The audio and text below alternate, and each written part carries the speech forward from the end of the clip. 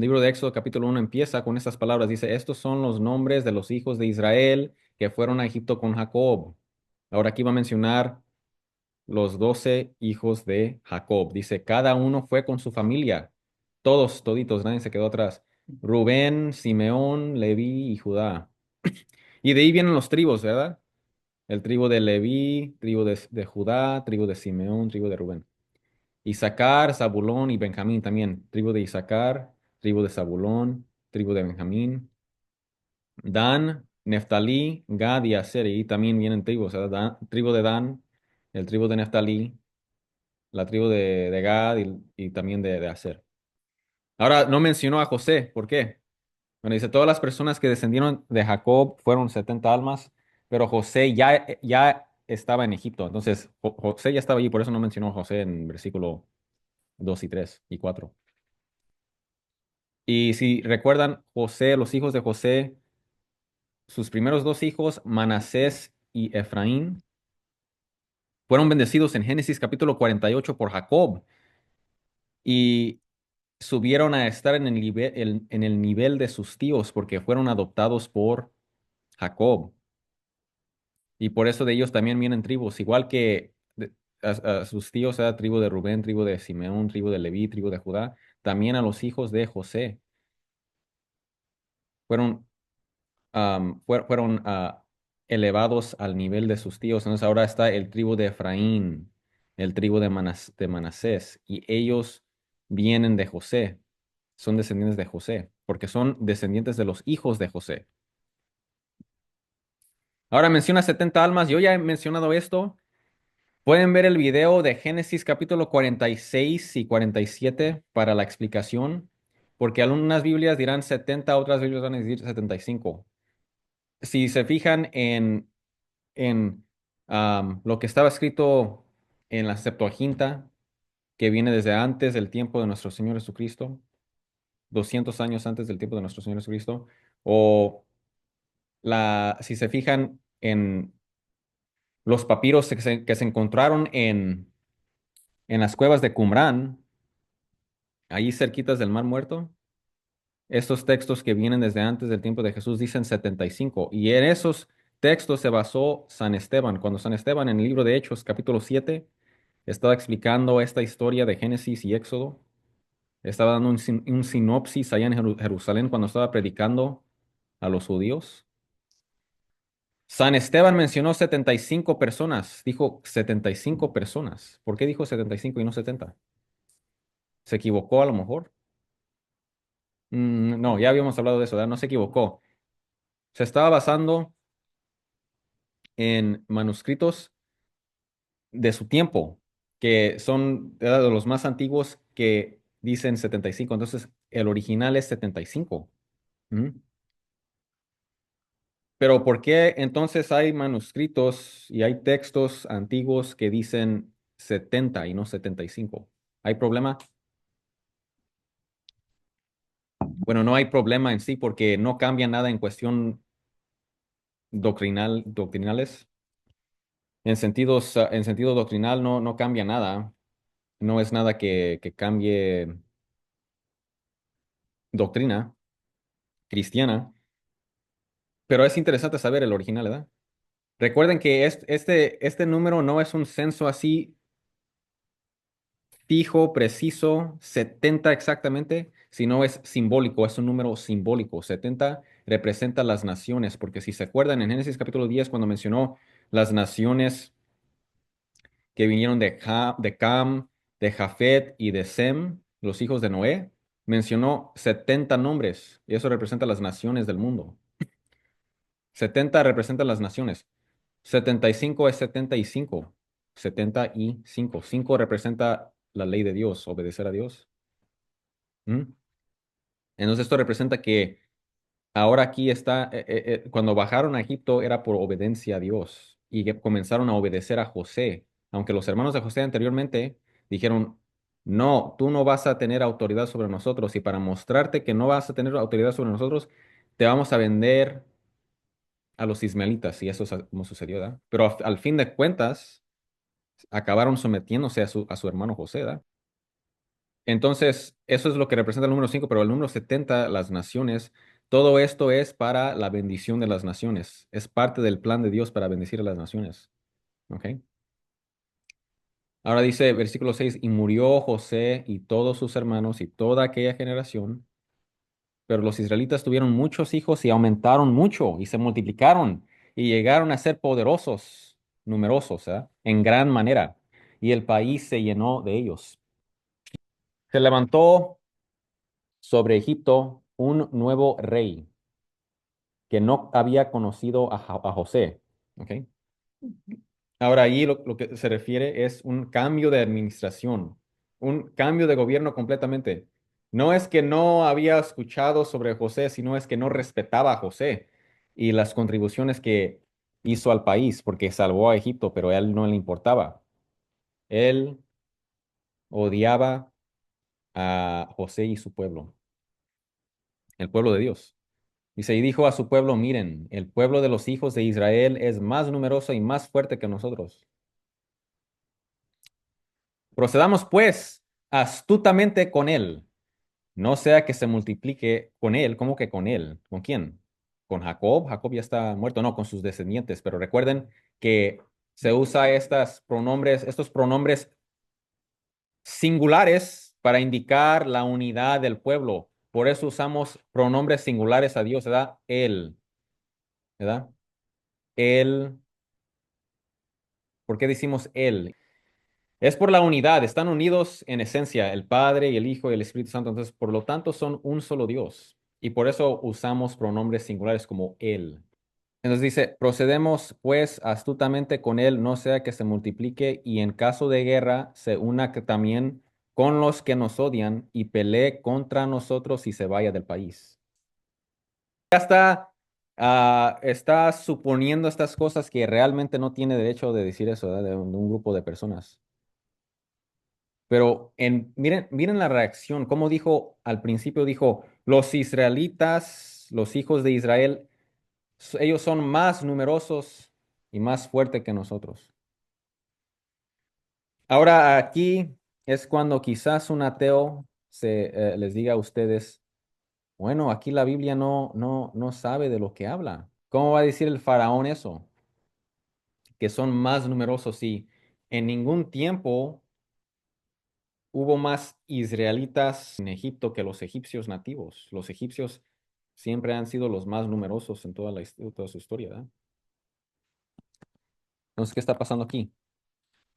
Bueno, en primer lugar, suponiendo que eso es lo que dijo el faraón, no quiere decir que era verdad, porque recuerden que estas personas malvadas pueden mentir también. Eso se llama propaganda, cuando el gobierno te dice una mentira para que tú la creas, para que tengas miedo, ¿verdad? Sí. Pero además, no es necesariamente que lo tenemos que traducir así, porque en el hebreo lo que dice es, los hijos de Israel son Rab y más poderoso que nosotros. ¿Qué quiere decir esa palabra Rab en Egipto, perdón, en hebreo? Esa palabra Rab quiere decir muchos. Entonces, también se puede traducir como son más que uno, pero también se puede traducir como simplemente muchos, es decir, son muchos, hay demasiado. Hay que fijarnos en ellos porque ¿qué tal si se unen con nuestros enemigos? Y luego dice, son más poderosos que nosotros. Entonces, en vez de analizar, ok, ¿por qué son así? Cuando analice, se va a dar cuenta que es porque Dios está con ellos. Pero porque no tiene temor de Dios, no se va a fijar en esto. No le importa. Y por eso ahora los quiere atacar. Y dice, ¿qué tal que se unan, ¿verdad? Con nuestros enemigos? ¿Cuáles enemigos? ¿Cuáles enemigos había en esos tiempos? Si se fijan en la historia de Egipto, ¿qué enemigos serán? Se refiere a enemigos en el lado oriental de Egipto, porque ahí en ese lado es donde estaban los israelitas, en el lado oriental, en la región de Gosén, que se encuentra en el lado oriental del país de Egipto. Ujú. Entonces, ¿dónde estaban? o cuáles enemigos eran esos que estaban al lado oriental, que podían entrar, invadir en ese lado para que los israelitas ahora después, ¿verdad?, se unan a ellos? ¿Cuál pueblo será ese que le tienen miedo, están muy concernados, que va a venir un pueblo a invadir y luego que los israelitas se unan? ¿Cuál pueblo los va a invadir? Bueno, el pueblo que los puede invadir es los hititas. ¿Se acuerdan de los hititas? Los hititas, por ejemplo, en Génesis 23, cuando Abraham compró la cueva para enterrar a su esposa con la tierra ahí pegada, ¿se la compró de quién? Efrón el hitita. Eran hititas viviendo ahí. ¿Ok? Entonces, el faraón está diciendo, ¿qué tal si nos vienen a invadir los hititas y luego se unen los israelitas, que son más poderosos que nosotros, y se unen con ellos? ¿Por qué son poderosos? Así dijo Dios en Génesis 18:18. Dios los está haciendo poderosos. Así le dijo a Abraham, Dios a Abraham, le dijo, de ti vendrá un pueblo poderoso. Se refiere aquí a los israelitas. Entonces, eso era lo que dijo Dios, pero en vez de acercarse a Dios, ¿qué hace? Ataca al pueblo de Dios. Y dice, los hititas vendrán, nos van a invadir y ahora se van a unir ellos con los hititas para atacarnos a nosotros y luego se van a poder ir. Pero no, miren, no quiere él que los israelitas se vayan porque ellos, recuerden, Dios está trabajando por medio de estas personas aquí, los israelitas. Aquí se ve que están contribuyendo demasiado a la economía de Egipto. Por eso él no quiere que se vayan. Entonces, ¿qué es lo que vamos a hacer? Ahorita nos va a decir su plan. Pero antes de ver eso, vamos a ver por qué le tenían miedo a los hititas, por qué estaban preocupados por los hititas. Si se fijan en la historia, esta es historia ahora que pueden estudiar fuera de la Biblia, ¿ok? Que de hecho confirma lo que está escrito en la Biblia. Hubo un faraón muy famoso que se llamaba el faraón Tutankamón. ¿Han oído hablar de él? Tutankamón. Tutankamón, ¿verdad? Ahora, este rey de Egipto murió y su esposa quedó viuda. Entonces, según la política, la manera que las personas allá en poder se casaban, ella tenía solamente dos opciones. Un señor que se llamaba Ai y el otro señor se llamaba Oremeb. ¿Ok? Pero ambos eran hombres muy malvados, muy violentos. Ella no quiso ni uno ni el otro. Lo que hizo, escribió una carta y se lo mandó al rey de los hititas para decirle que mande uno de sus hijos para que ella se case con él.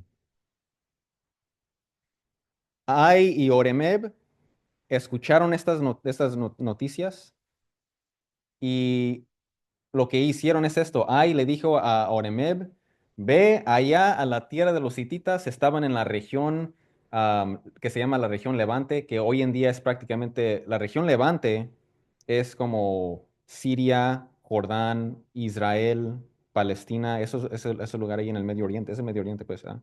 Lo mandó allá al Medio Oriente para encontrarse a ese príncipe hitita. ¿A quién mandó? Mandó a Oremeb para matarlo. Y sí, llegó, lo mató y pues causó obviamente un desorden. Y mientras Oremeb estaba allá en el Medio Oriente, Ai tomó el trono en Egipto y se nombró rey de Egipto, faraón Ai. Y su sucesor era el faraón Oremeb. Entonces cuando regresó Oremeb, después de Ai, él era el rey. Entonces, ¿quién era el rey en este tiempo? El faraón en este tiempo que dijo esto. Puede ser Ai o puede ser Oremeb. Ambos eran de ese estilo, de esa personalidad, violentos. ¿Era Ai o era Oremeb? Más probable que era a lo mejor Ai. Y después voy a mencionar por qué. Pero aquí hay fotos, si quieren ver. Ahí está una imagen de el faraón Ay. ¿Ok? Y este es el faraón, una estatua del faraón Oremeb. Y ahora estamos en el versículo 11, dice, así que pusieron sobre ellos capataces para oprimirlos con duros trabajos y edificaron para Faraón las ciudades de almacenaje, Pitón y Ramsés. Entonces lo que hicieron es esto. Cuando hubo este cambio de gobierno, porque de hecho antes del tiempo de Faraón Ay y del Faraón Oremeb, estaban los Ixos. Y los Ixos vinieron de Caná. ¿Se acuerdan los Ixos? Ellos eran los reyes en los tiempos, ellos eran reyes en tiempos de José, el hijo de Jacob. Y de hecho, Ixos en el lenguaje egipcio antiguo quiere decir un rey o a una autoridad extranjera. Entonces ellos eran extranjeros que llegaron a Egipto y pues recibieron el trono allá en Egipto, los Ixos. Pero cuando los egipcios nativos quitaron esa autoridad de los Hicsos y comenzaron a tener reyes nativos egipcios, ahí es cuando sucedió ese cambio de gobierno, se formaron en contra de los israelitas y los esclavizaron. Y ahora entonces am, vemos aquí, dice, pero los israelitas tuvieron muchos hijos. Ah, no, ese es el siguiente versículo, pero antes de leerlo. Dice que pusieron sobre ellos capataces para oprimirlos con duros trabajos y edificaron para Faraón las ciudades de almacenaje, es decir, para tener ciertos recursos o cosas para la economía cuando están, cuando hay planeo de la economía o una escasez, ahí tienen comida, por ejemplo, en esas ciudades. ¿Cuáles? Pitón y Ramsés. Aquí hay fotos de esas dos ciudades que construyeron los israelitas. Mire, aquí está. Pitón es hoy en día en Egipto una ciudad que se llama Tel El Retaba. Y así es, esas son las ruinas de ese lugar. ¿Ok? Y estos lugares son muy importantes que son mencionados porque nos da a saber más o menos de cuál faraón está hablando. Porque para que no se confundan, aquí en el libro de Éxodo capítulo 1 Moisés está brincando de un tiempo a otro. Entonces está hablando de diferentes faraones. En pocos versículos está hablando de muchos faraones. ¿Cómo sabemos? Por la manera que lo está diciendo, la información que nos está dando. Es como si yo les digo de la vida de Jesucristo. Yo digo, Jesucristo nació, lo querían matar, pero él lo llevaron a Egipto, regresó a Tierra Santa. Este, fue criado por José y María y Poncio Pilato lo mandó a morir, murió en una cruz, fue crucificado, bajó a los infiernos ¿verdad? Para darle la bienvenida a las almas al cielo y luego resucitó, ascendió a los cielos y ahora está a la derecha del Padre. Y este, Herodes quiso matar a los niños, pero no lo mató. Entonces ya ves como me brinqué desde el principio de la vida de Jesús hasta el final y luego me brinqué para atrás al principio cuando lo quería matar el rey Herodes. Así es como está el capítulo 1 de Éxodo, porque menciona en primer lugar el cambio de gobierno que sucedió cuando quitaron los Ixos de allí, nos destruyeron a los Ixos, y luego menciona am, a cuando construyeron a Pitón, Ramsés. ¿Cuál es Ramsés? Esa ciudad de Ramsés. Aquí está una estatua de el faraón Ramsés II. Esa ciudad de Ramsés o Pi Ramsés se convirtió en la capital imperial de Egipto durante el reinado de este hombre, Ramsés II.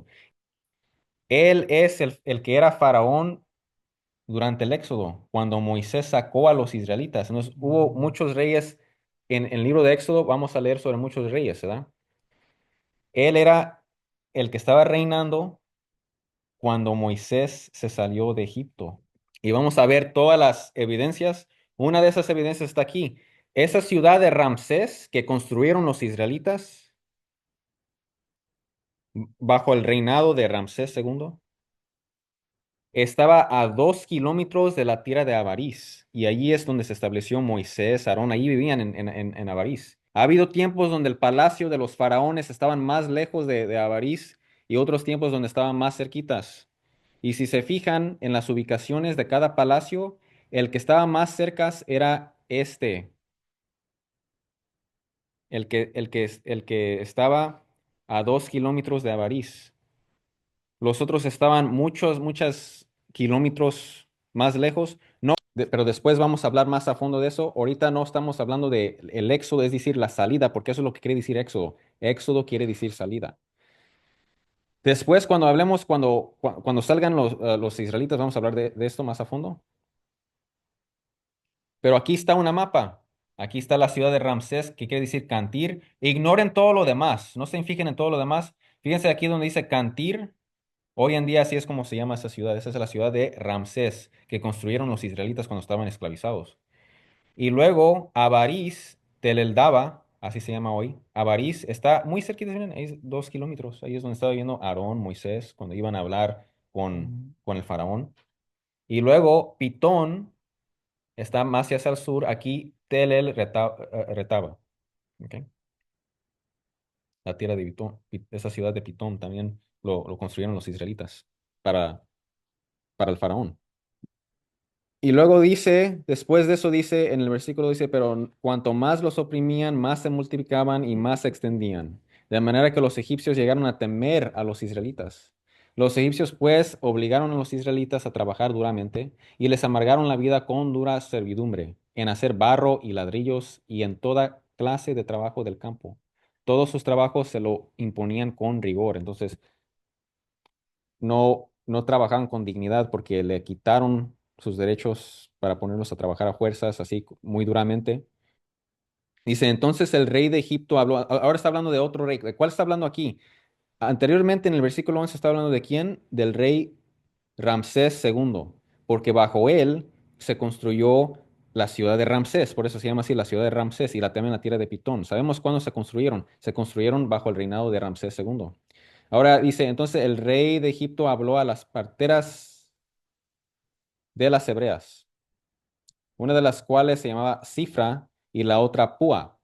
Entonces ahora está hablando de otro faraón que existió antes de los tiempos de Ramsés II, porque en los tiempos de Ramsés II ya estaba viviendo Moisés, pero en esta parte aún no vive Moisés, aún no nace. Entonces esto quiere decir que viene antes del tiempo de Ramsés II.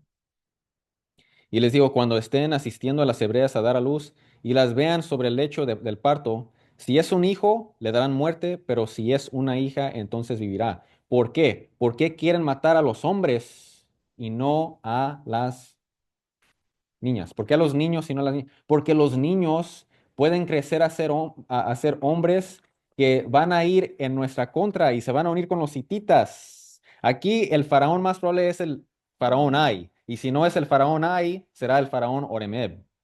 ¿Verdad? Recuerden, ellos eran hombres muy malvados, muy violentos.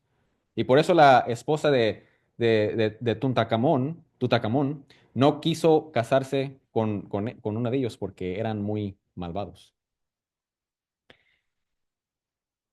Y entonces dice, ahora el versículo 18 dice, el rey de Egipto hizo llamar a las parteras y les dijo, am, no, versículo 17, me brinqué un versículo. Las parteras temían a Dios y no hicieron como el rey de Egipto les había mandado, sino que dejaron con vida a los niños. El rey de Egipto hizo llamar a las parteras y les dijo, ¿por qué han hecho esto y han dejado con vida a los niños? Las parteras respondieron a Faraón, porque las mujeres hebreas no son como las egipcias, pues son robustas y dan a luz antes que la partera llegue a ellas. Dios favoreció a las parteras y el pueblo se multiplicó y llegó a ser muy poderoso. Y por haber las parteras temido a Dios, Él prosperó sus familias. Les formaron familias, esas mujeres, por tener temor a Dios. Esa es la bendición que les dio Dios. Entonces Faraón ordenó a todo su pueblo, todo hijo que nazca lo echarán al Nilo, pero a toda hija la dejarán con vida. Entonces ahora, ya que no funcionó ese plan, ahora el plan B.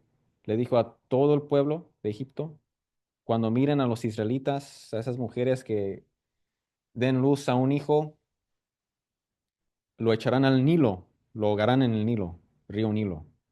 Pero si es mujer, si es niña y si es hija, la dejarán con vida. ¿Ok? Porque no, en verdad no temen a las mujeres, porque especialmente en esos tiempos eran los hombres los que siempre iban a guerra. Ahora, mucho que explicar aquí.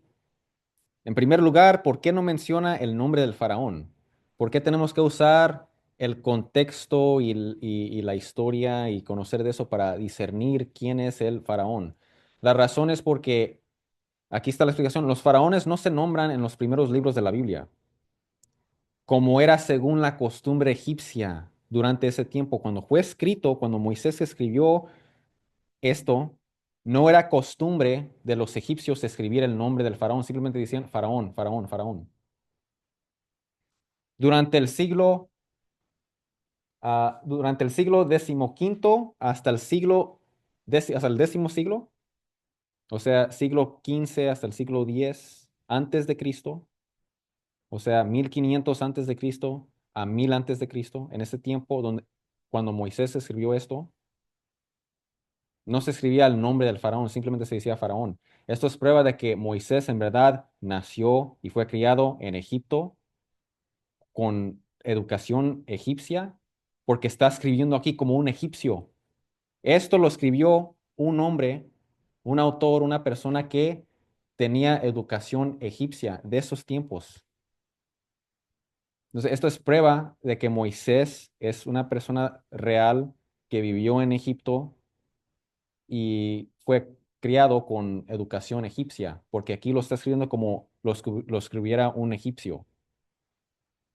Que no mencionaban en esos tiempos al faraón, el nombre del faraón. Simplemente decían faraón, faraón, faraón. No mencionaban el nombre. Faraón Ramsés II, faraón Ay, faraón Oremeb. No, no decían eso. Hasta ya después. Por eso en libros posteriores de la Biblia ya se empiezan a nombrar. Segunda de Crónicas, Segunda de Reyes, cuando menciona faraones, mencionan los nombres de los faraones también. No nomás dice faraón.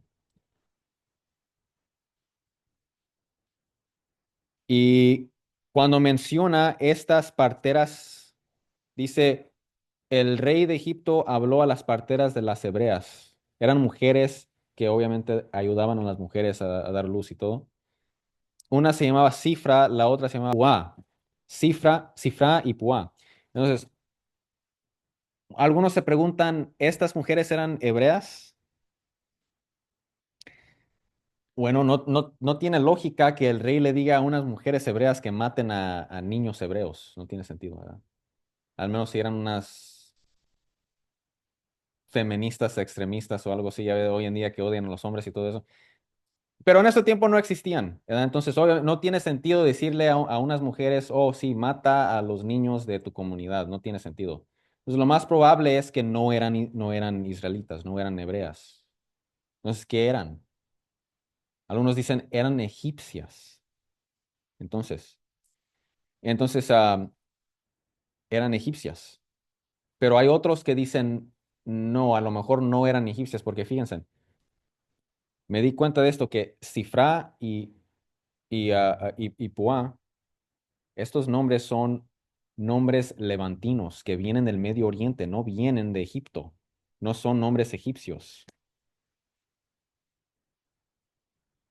Entonces, aunque probablemente no sean israelitas, probablemente tampoco sean egipcias. Entonces, ¿qué son? Podrían ser podrían ser de otro grupo levantino.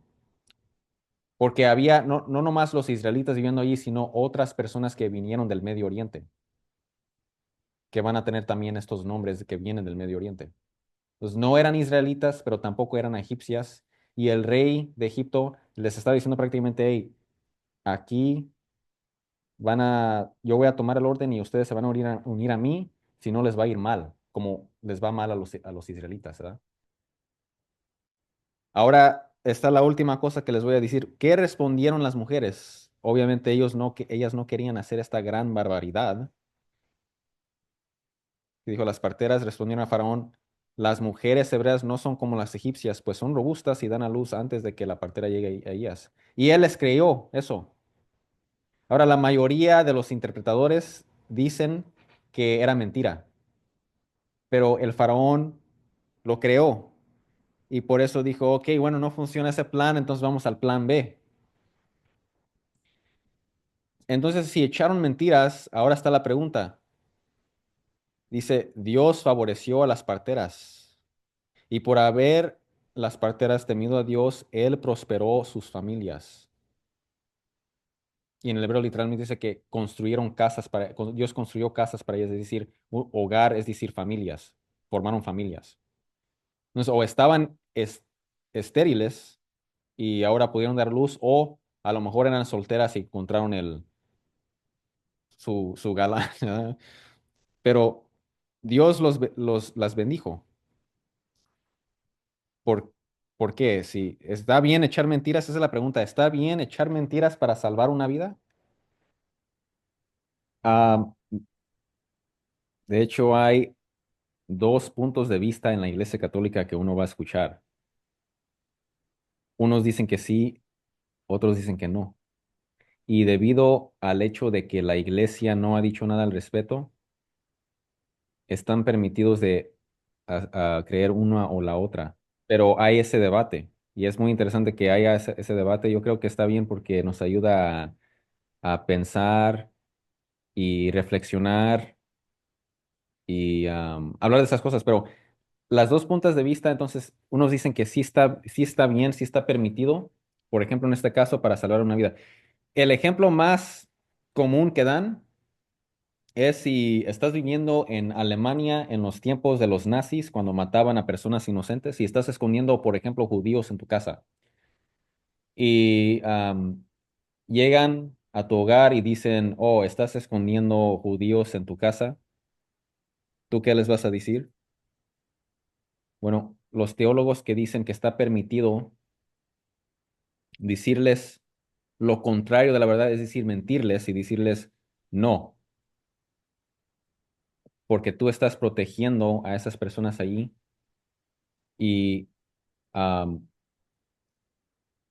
ellos también dicen que mentir no es algo que es intrínsecamente malo, porque si es algo intrínsecamente que está mal, no lo puedes hacer en ninguna circunstancia, pero ellos dicen que no es algo que es intrínsecamente que está mal intrínsecamente, sino depende de la situación.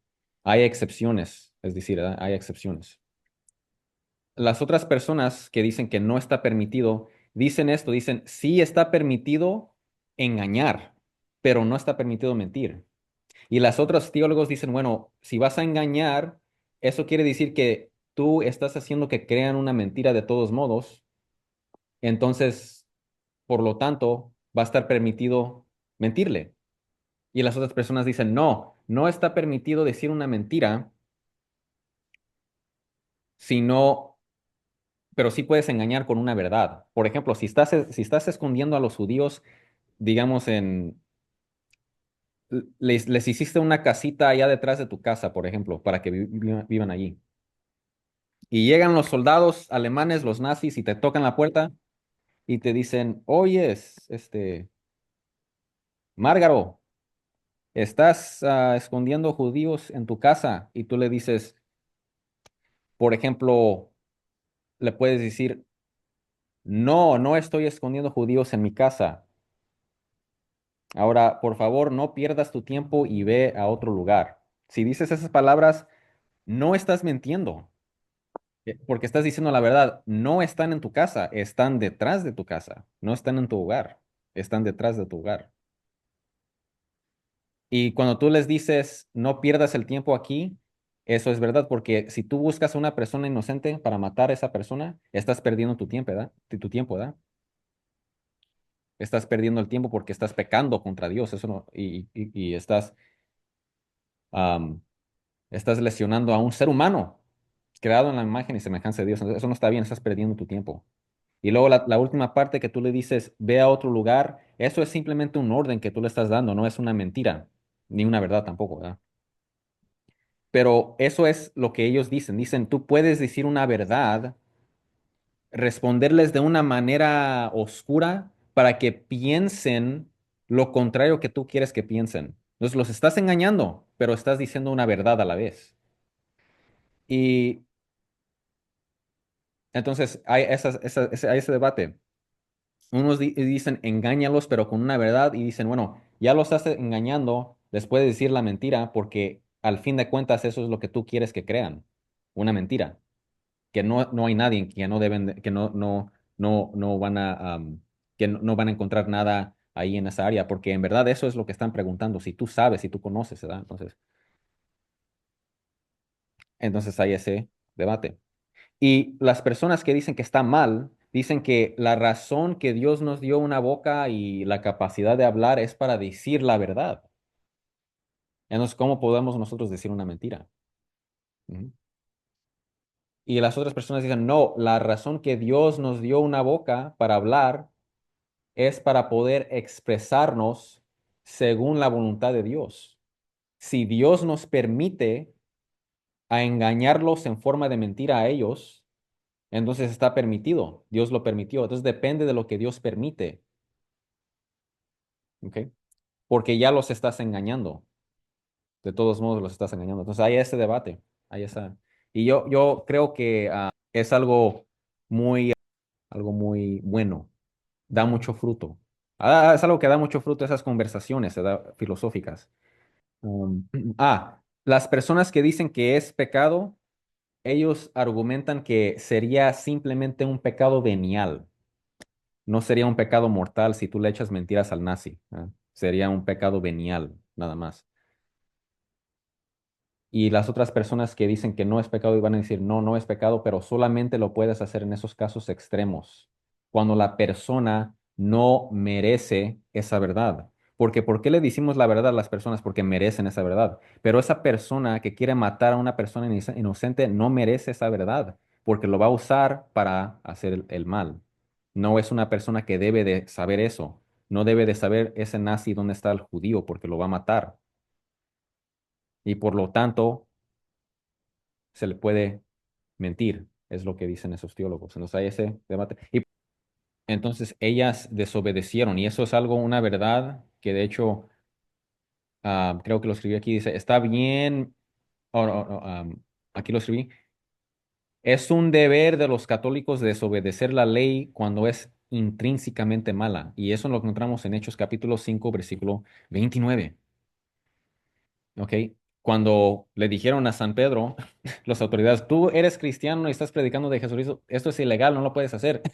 Y le dijo San Pedro, escucharemos a Dios y no a los hombres. Eso quiere decir, no, si tú nos das un orden que está mal, intrínsecamente que va en contra de la ley de Dios, no lo vamos a obedecer. Éxodo capítulo 2. Un hombre de la casa de Leví fue y tomó por mujer a una hija de Leví. ¿Me pueden decir quién es estas dos personas? ¿Quién es esta mujer? ¿Quién es este hombre? Y la mujer concibió y dio a luz un hijo. Está hablando vamos a ver, está hablando de Moisés. ¿Cómo se llamaba la mamá de Moisés? La va a mencionar por nombre después. Y también va a mencionar por nombre al papá de Moisés, que se llamaba Amram. Entonces, ¿por qué no lo menciona aquí? ¿Por qué dice, un hombre de la casa de Leví fue y tomó por mujer a una hija de Leví? Entonces, ellos eran del tribu de Leví, eran descendientes de Leví. Pero ¿por qué no les menciona el nombre en el versículo 1? La razón es porque la Biblia nos está diciendo que eran una pareja inesperada. Una pareja inesperada. No era un artista famoso que se juntó con la hija del rey, no. No, no, nada así, sino era dos personas inesperadas que la persona, una persona viéndolos van a decir, bueno, estas son personas cualquiera. ¿Qué tienen de especial? Bueno, de ellos nació Moisés. Entonces Dios escoge muchas de las veces personas inesperadas. No a la persona muy rica, ni al rey, ni a la persona más sabia, ¿verdad? Muchas de las veces escoge simplemente a las personas pues, por humildad, ¿verdad? Escoge a personas pobres, personas que no tienen tanta educación, por ejemplo. Y aquí está ese ejemplo. Dos personas del tribu de Leví que no eran famosos, no eran artistas, no eran actores, eran personas pues inesperadas. Dice, viendo que era hermoso, ese el hijo era hermoso, lo escondió por 3 meses. O sea que si estuviera feo, lo echaría afuera o cómo está? Porque dice, viendo que era hermoso, lo escondió por 3 meses. ¿Por qué menciona que el bebé era hermoso? Y bueno, obviamente, ella siendo mamá de este hijo, no, no le va a hacer caso al faraón. Ni por más feo que esté el muchacho, el niño no le va a hacer caso, obviamente, al faraón. Entonces, ¿por qué menciona la hermosura del bebé? Porque este bebé prefigura al Mesías, prefigura al Mesías, porque nació igual que el Mesías en un tiempo donde estaban matando a los niños, igual que nuestro Señor Jesucristo nació en un tiempo donde estaban matando a los niños. Moisés prefigura al Mesías. Y recuerden que en Génesis capítulo 49, cuando leímos ese capítulo sobre el Mesías que va a venir del tribu de Judá y todo eso, dice que sus ojos están oscuros como el vino. ¿Qué representa el vino? Felicidad, regocijo, ¿verdad? Entonces, al ver sus ojos hermosos, nos da alegría. Y por eso menciona la hermosura del bebé. Representa los hermosos ojos del Mesías. Dice, pero no pudiendo ocultarlo por más tiempo, tomó una cestilla de juncos, o decir, cañas de papiro, y la cubrió con asfalto y brea. Igual que el arca cuando habíamos leído sobre la arca de Noé, mencionó eso de brea. ¿Qué es brea? Brea es para que no se meta el agua adentro. Entonces puso al niño en ella y la colocó entre los juncos a la orilla del Nilo. Entonces lo puso en esta canasta. Lo interesante es que sí está siguiendo la orden del faraón, porque el faraón dijo, échalo al agua. Ok, lo voy a poner en el agua, pero sobre una canasta. Ok, entonces esto es como un nuevo Noé, porque Noé se metió a la canasta grande de la arca que estaba cubierto con brea para que no se meta el agua, estaba allí protegido para que no sea ahogada por la agua. Ahora lo mismo sucedió aquí con Moisés. Moisés lo pusieron en esta canasta con brea, o es decir, protegido, y para que no lo consumiera el agua. ¿A quién consumió el agua en los tiempos de Noé? A los malvados. ¿A quién va a consumir las aguas después cuando salgan los israelitas? Al ejército egipcio que iban persiguiendo a los israelitas. ¿Ven esas conexiones? Ujú. Y de hecho es la misma palabra. La palabra en hebreo para la arca y la palabra hebreo para la canasta esta es la palabra teibá. Es la misma palabra. Dice, entonces puso al niño en ella y la colocó entre los juncos a la orilla del Nilo. La hermana del niño se puso a lo lejos para ver, o es decir, para saber qué le sucedería. ¿Quién es esa hermana? No menciona el nombre de la hermana tampoco. Miriam. Y ahí está Miriam, ¿verdad? Al pie del niño para asegurarse que va a estar bien.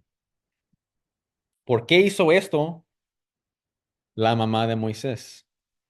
Dice aquí.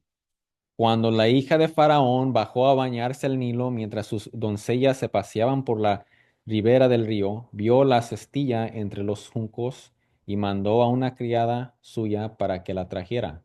Al abrirla, vio al niño y oyó que el niño lloraba.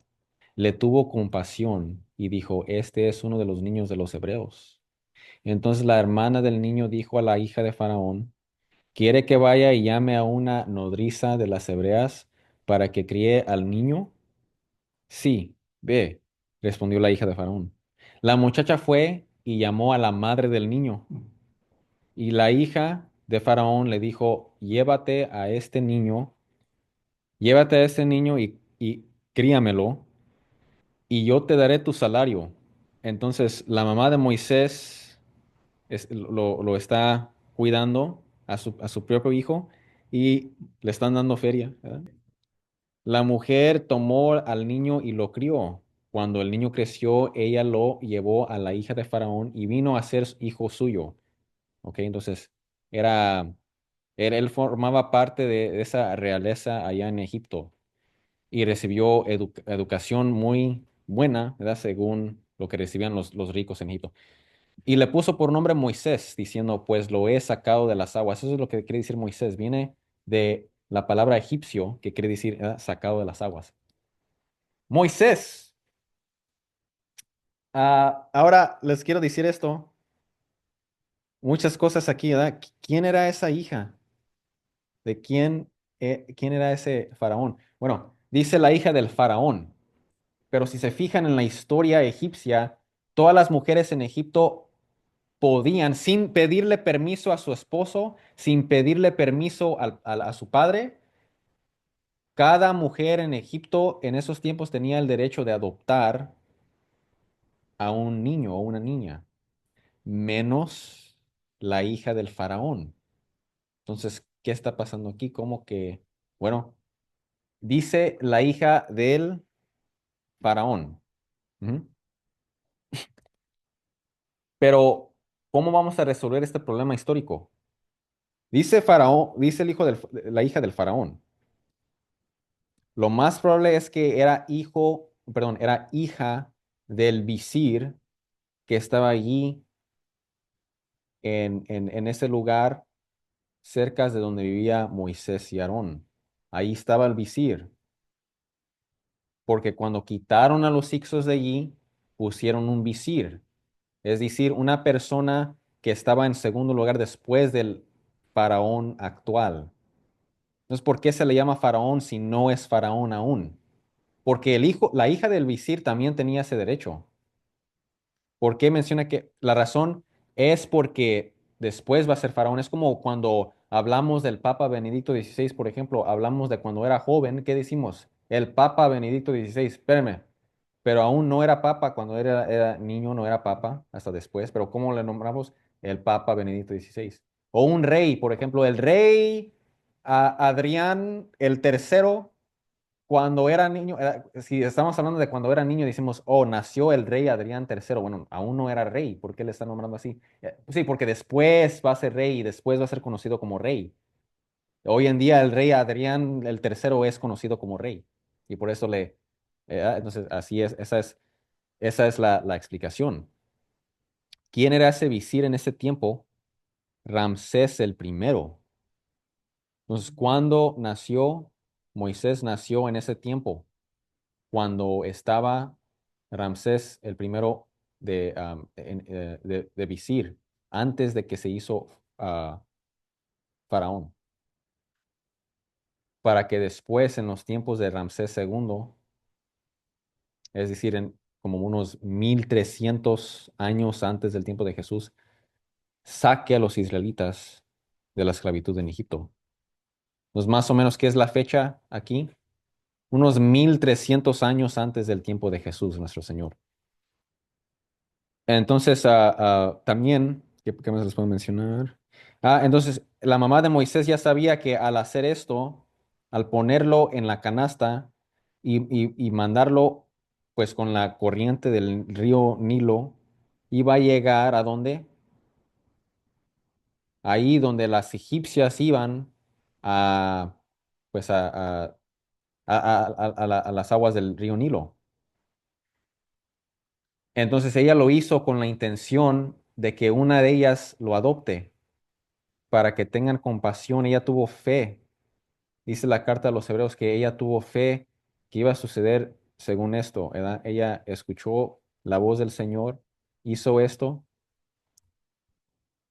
para que una de esas egipcias lo adopte, para que piense, porque ellas creían en el Dios de las aguas. Entonces ellas pensarían, oh, el Dios de las aguas nos dio este hijo, hay que cuidarlo. Entonces Dios preparó no solamente todo eso que sucedió a Moisés, sino preparó un corazón, el corazón, el corazón de la hija del faraón, para que tenga compasión a este bebé y lo reciba, para que no lo maten. Entonces no era simplemente una mujer egipcia de ese país, no, era la hija de este visir, de este hombre poderoso. Entonces, qué bendición. Y pudo crear, le dijo, llévate a este niño y críamelo, y yo te daré tu salario. Entonces, le pagaban también. Y él enseñó a Moisés que la verdad del verdadero Dios, le enseñó de dónde venía y todo eso, ¿verdad? Ahora dice el versículo 11: en aquellos días crecido ya Moisés salió a donde sus hermanos y vio sus duros trabajos. Vio a un egipcio golpeando a un hebreo. Entonces los hebreos eran esclavos, estaban esclavizados, y este egipcio era un dueño del esclavo, golpeándolo, ¿verdad? Golpeándolo a uno de sus hermanos. Nos miró alrededor, y cuando vio que no había nadie, mató al egipcio y lo escondió en la arena. Entonces lo mató y lo escondió, lo mató y lo enterró. Ahora, cuando dice mató al egipcio, cuando dice mató, es la misma palabra que está aquí en el versículo 11 cuando dice golpeando, o sea, el egipcio estaba golpeando constantemente al hebreo. Moisés vino y lo golpeó a él. Entonces, ese mismo golpe que le estaba dando al egipcio, se la dio, digo, al hebreo, Moisés se la dio al egipcio y lo mató en el proceso. No especifica exactamente cómo lo golpeó, o era con una vara, era con un palo, o no dice, no especifica. ¿Quién era? Sí. Y pues, sí, le dio el golpe, lo mató y enterró su cuerpo. Al día siguiente salió y vio a dos hebreos que reñían, es decir, se estaban peleando entre ellos, y dijo al culpable: ¿por qué golpeas a tu compañero? Y él le respondió: ¿quién te ha puesto de príncipe o de juez sobre nosotros? ¿Estás pensando matarme como mataste al egipcio? Entonces Moisés tuvo miedo y dijo: ciertamente se ha divulgado lo sucedido. Al enterarse Faraón de lo que había pasado, trató de matar a Moisés. Entonces el Faraón, el rey de Egipto, lo trató de matar. ¿Por qué? En este tiempo lo más probable es que era el Faraón Oremeb. El Faraón Oremeb. Aquí está una imagen de él. ¿Por qué? Él era uno de los hombres, se da, recuerden, violento, capaz de la violencia, ¿verdad? Igual que Ai, el sucesor del faraón Ai, ¿verdad? Y Oremeb, él no era como otros faraones en esos tiempos, porque él no le importaba si tú eras parte de la realeza, porque recuerden, Moisés era parte de la realeza. Muchos faraones tenían la personalidad de estar con el sistema. Es decir, un faraón en esos tiempos no lo tomarían en contra de Moisés para ir a matarlo, pero Oremeb sí lo haría, según su personalidad, porque él castigaba incluso si eran parte de la realeza en Egipto. Entonces, lo más probable es que este faraón era el faraón Oremeb, porque recuerden que Moisés vivía en esos tiempos.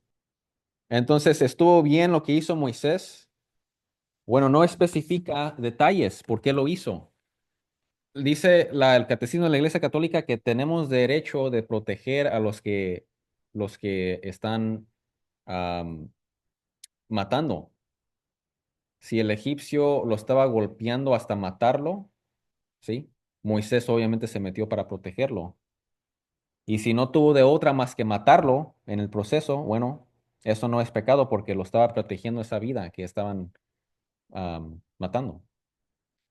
Y eso es lo que nos dice el Catecismo, que si una persona llega, por ejemplo, con una pistola para matar a alguien y tú no tienes de otra más que dispararle a ellos, no estás cometiendo pecado porque estás protegiendo esas almas.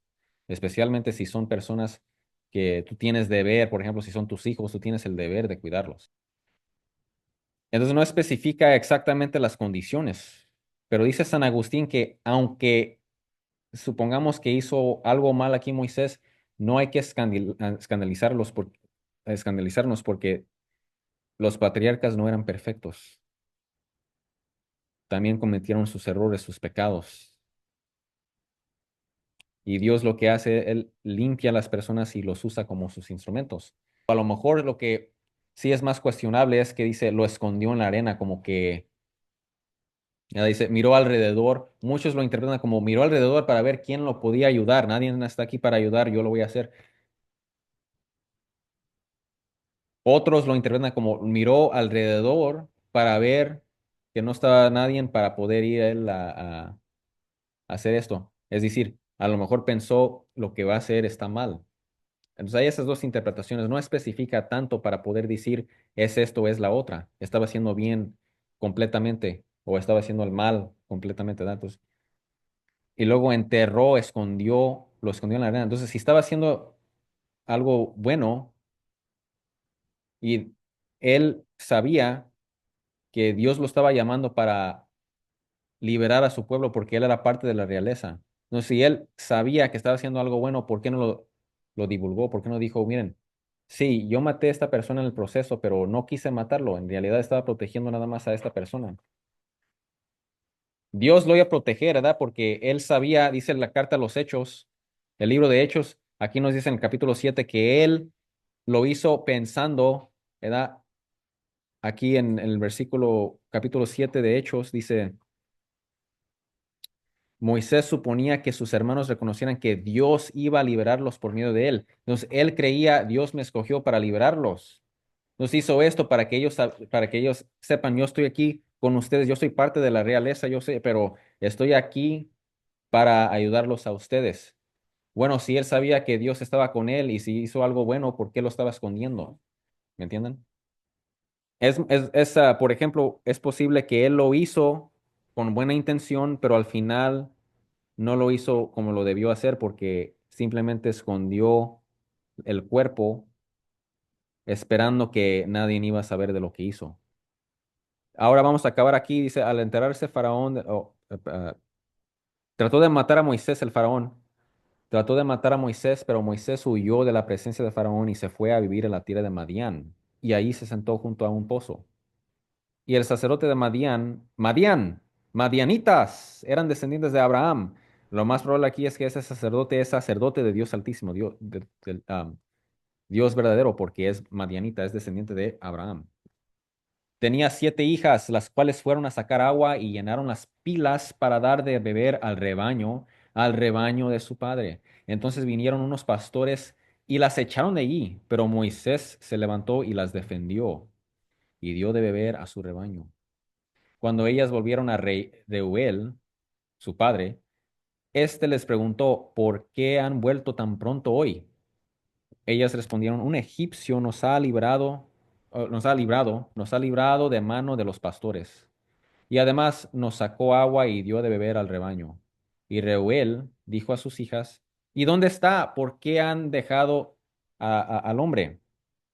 Invítenlo a que coma algo.